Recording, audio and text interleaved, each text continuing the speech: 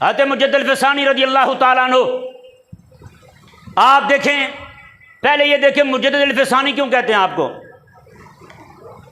یہ ذہن میں رہے، ہر دور میں جیسا فرعون آتا ہے نا، رب اس کی ٹکر کا موسیٰ بھیجتا ہے، نہیں سمجھو، جس طرح کا فتنہ ہو نا، اس فتنے کی سرکوبی کرنے کے لیے رب تبارک و تعالیٰ اتنا پاورفل بندہ بھیجتا ہے، یہ نہ ہو کہ جی جیسا فساد ڈالنے والا ویسا فساد کو جڑ سے اکھاڑنے والا، کہ نہیں سمجھے۔ حضرت مجدد الفسانی رضی اللہ تعالیٰ عنہ، آپ کا لقب جو ہے وہ مجدد الفسانی، کیوں؟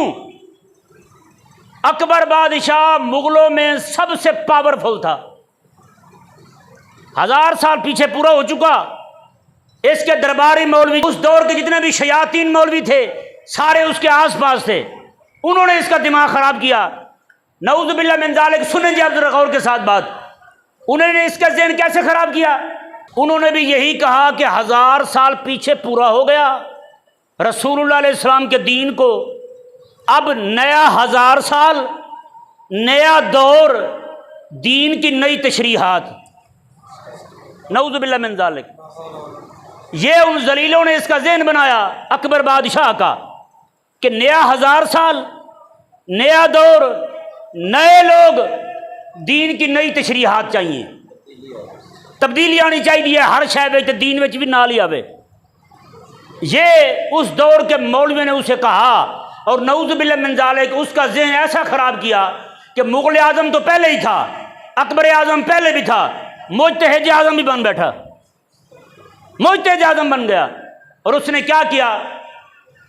4-5 دین جو اس وقت یہاں تھے، سکھ تو ابھی نئے نئے سر اٹھا رہے تھے، باقی جو دین تھے عیسائیوں کا، یہودیوں کا، سکھوں، یہ دوسرے ہندوؤں کا، یہ سارے دین جو ملا کرنے اس نے 4 چیزیں ان کی، 4 ان کی، 4 ان سے اسلام کی، ساری ملا کے دین الہی کے نام سے اپنا دین متعارف کروایا اس نے۔ اور اس کے دین کے اندر شراب حلال تھی، زنا بھی حلال ہی تھا، بس چند ایک شرطیں رکھی اس نے، داڑھی پہ پابندی لگا دی، رسول اللہ علیہ السلام کا نام نامی اسم گرامی اذانوں سے نکال دیا، کتابوں سے نکالنے کا حکم دے دیا اس نے، اتنے مفاسد کھڑے کیے اس نے نعوذ باللہ من ذالک کہ الامان والحفیظ، جس طرح آج بے دین لوگ، سارا طبقہ دین دشمنوں کا، سیکولر، لبرل، نیچری لوگوں کا جمع ہو کے دین کے پیچھے پڑا ہے کہ دین کی نئی تشریحات چاہیے، نیا دور ہے تو نیا دین چاہیے، اب وہ دین پرانا نہیں چلے گا،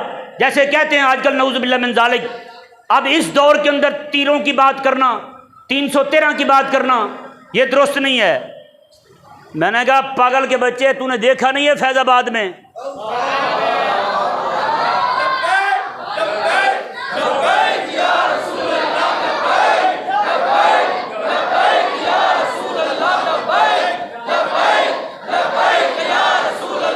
بات بندے کے ڈولوں کی نہیں ہوتی، نہ ہی طاقت کی ہوتی ہے، نہ کسی اور چیز کی ہوتی ہے۔ رب تبارک و تعالی نے قرآن پاک میں پتہ کیا فرمایا؟ انتم الاعلون، آگے کیے جی، ان کنتم مومنین، میں غالب تم ہی آؤ گے اگر تم مومن ہوئے تو، کہ نہیں؟ غالب تم ہی آؤ گے، انتم الاعلون، سبحان اللہ، کتنی بڑی بات فرمائی رب تبارک و تعالی نے۔ نماز میں کھڑے ہو کے کہتے ہیں سبحان ربی الاعلی، مولا تو اعلیٰ ہے۔ رب نے فرمایا میرے حبیب کے دامن سے وابستہ ہو جاؤ، تم میں سے ہر بندہ اعلیٰ ہے۔ انتم الاعلون ان کنتم مومنین، اگر تم مومن بنے تو۔ آج جن لوگوں کو یقین نہیں ہے نا رب کے قرآن پہ، تو یہ ذہن میں رہے، رب کا قرآن تو بات دائیں بائیں نہیں نہ کرتا، وہ تو سچی بات کرتا ہے، یہ خود مومن نہیں ہے، یہ خود مومن نہیں ہے، کیونکہ قرآن کریم نے واضح فرما دیا انتم الاعلون ان کنتم مومنین، تم ہی غالب آؤ گے اگر تم مومن ہو تو۔ میں نے کہا ایمان تم کامل کر لو، رب تبارک و تعالیٰ تمہیں فتح عطا فرمائے گا۔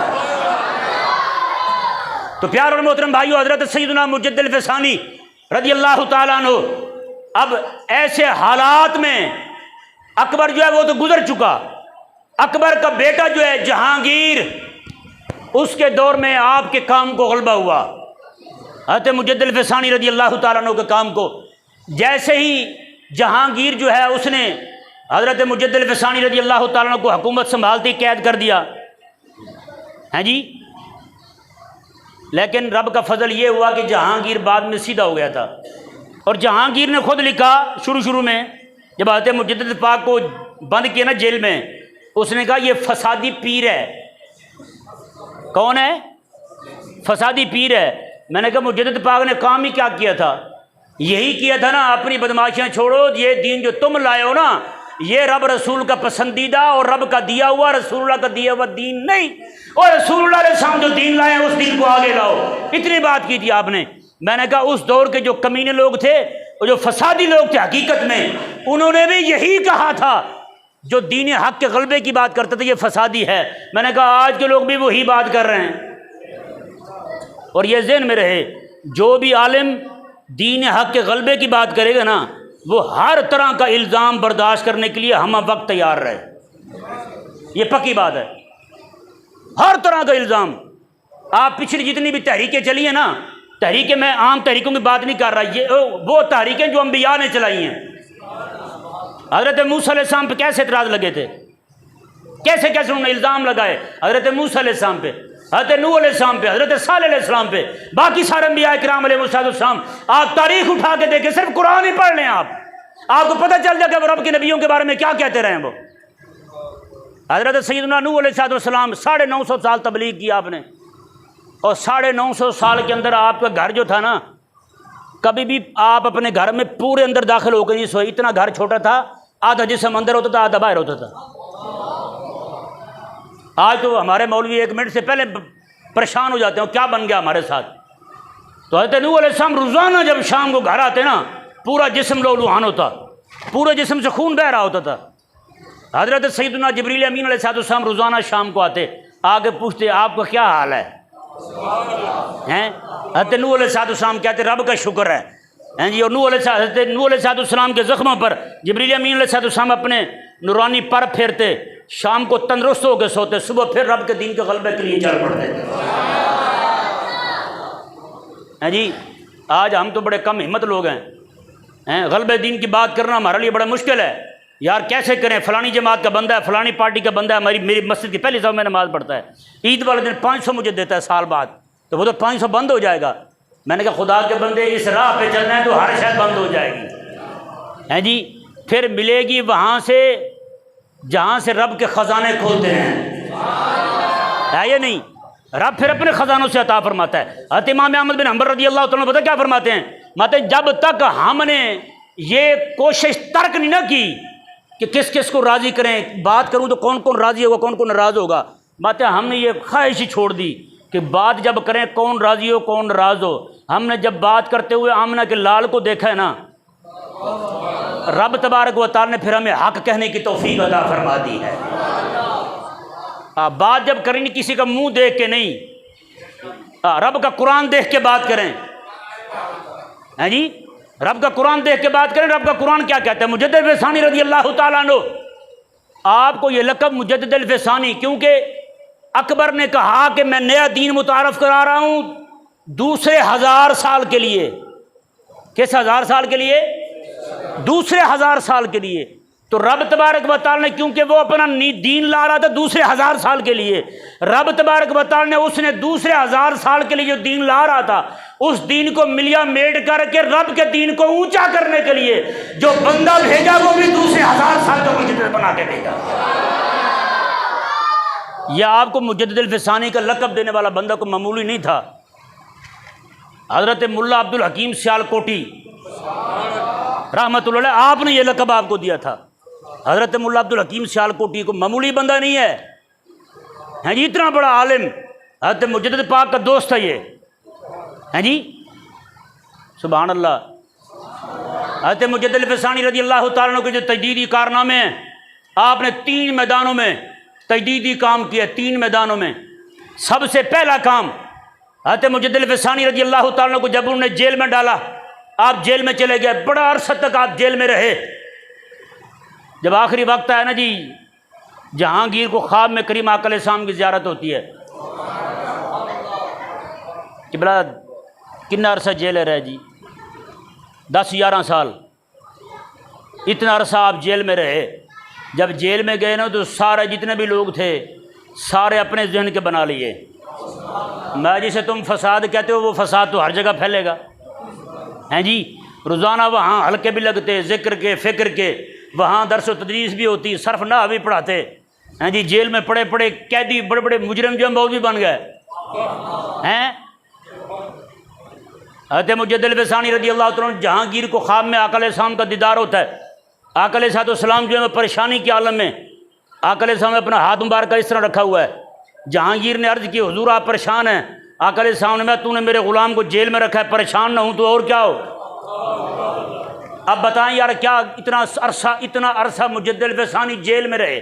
اب ان لوگوں کو میں دعوت فکر دیتا ہوں جو کہتے ہیں جناب یہ بابا بھی جناب پڑا جیل میں اور باہر اس طرح تکلیفوں میں چلا گیا, بعد میں ان کا بیٹا بھی جیل میں ہے, تو تحریک والے سارے جیل میں ہیں, شکر ہے ہم بچ گئے ہیں جی. پتہ نہیں دین کب غالب آئے گا. تو پریشانی والی بات نہیں ہے. مالک بھی جسے خریدتے نا ٹھوک بجا کے خریدتے ہیں, ہے یا نہیں؟ اچھی طرح پہلے ٹھوکتے ہیں, ہاں ویخ دینے ہاں بھی کتنی دیر تک کٹ دے ہیں. تو حضرت مجدد الفسانی آقا علیہ السلام پہلے بھی خواب میں آ کے فرما سکتے تھے چھوڑو اسے, کیا کر رہے ہو تم, اتنا عرصہ جیل میں رکھا تاکہ مجدد بھی پکا ہو جائے ہیں جی. یہ بھی پکا ہو کے مجدد ہو کے باہر نکلے ہیں جی, اور باہر آئے تو ماحول بھی سازگار بن جائے. جیل میں جو مجرم پڑے ہیں یہ بھی عالم بن جائیں ہیں جی. پورا نصاب کرا ہے نا جی 11 سالہ ہیں, پوری ٹیم تیار ہو گئی. آپ پھر اس کے بعد 3.5 سال کا عرصہ آپ پھر عالمگیر جو ہے نا یہ جہانگیر, اس کے وزیروں میں مشیروں میں گھس گئے. آپ ایسے اندر داخل ہوئے, ان کا ایسا ذہن بنایا, اس کے وزیر اعظم کو قابو کر لیا آپ نے. یہ جیل جانے سے پہلے اس کے وزیر اعظم کو قابو کر لیا آپ نے. ابھی آپ جیل میں ہیں تو اس نے کیا کیا, وزیر اعظم خانہ اس نے پیغام بھیجا آپ کو, حضور آپ حکم فرمائیں جہانگیر کو پکڑ کے جیل میں ڈالتا ہوں, آپ کو باہر لاتا ہوں, تخت پہ بٹھا دیتا ہوں. آپ نے پتا کیا فرمایا؟ آپ نے فرمایا میں یہ چاہتا ہی نہیں, ہم فقیر لوگ ہیں. بابے نے بھی یہی کہا تھا, میں یہ نہیں چاہتا جو تم چاہ رہے ہو, سمجھ رہے ہو کہ ہم حکومت چاہتے ہیں. حکومت ہم نہیں چاہتے, ہم چاہتے ہیں کہ حضور کا دین تم بھی لے آؤ ہیں جی. میں صوفی بندہ ہوں, مولوی بندہ ہوں, وہ آپ کام کرو. جب آپ نے یہ کہا نا حضرت اور مجدد الفسانی رضی اللہ تعالیٰ عنہ نے فرمایا کہ میں تو یہ چاہتا ہوں کہ یہی سیدھے ہو جائیں اور یہی حضور کے دین کے کام کریں. پچھلا جو دین اس کے بابے نے نافذ کیا تھا اس دین کو یکسر ختم کر دیں, اس کو منسوخ قرار دیں اور آقا علیہ السلام کا دین پھر سے غالب ہو. میں تو یہ چاہتا ہوں. یہ بات جب اس وزیر اعظم نے بتائی نا اسے, اور ادھر آقا علیہ السلام نے خواب میں فرمایا, تو جہانگیر کی کایا پلٹ گئی. اس نے کہا یہ ہم کچھ اور سمجھتے رہے, یہ تو بندہ کسی اور دنیا کا تھا ہیں جی. پھر حضرت مجدد الفسانی رضی اللہ تعالیٰ عنہ, آپ کو جہانگیر نے کہا جی آپ باہر آ جائیں. آپ میں کیوں بھائی, میں نہیں آنا, میں باہر نہیں آنا. انہوں نے کہا جی کیوں؟ تو میں میری کچھ شرطیں ہیں جی, میری کچھ شرائط ہے, میں پھر باہر آؤں گا. اس نے کہا یہ چنگا بندہ ہے, ان عرصہ جیلے پہ گزر گیا, ہوں سے کہنا باہر آتے وہ آتا ہی نہیں. ہاں تو یوسف علیہ السلام جی میں کیتا, انہوں نے کہا جی آ جاؤ باہر تشریف, میں کیوں آؤں بھائی, پہلے اے دسو مینوں ڈھکیا کیوں سی.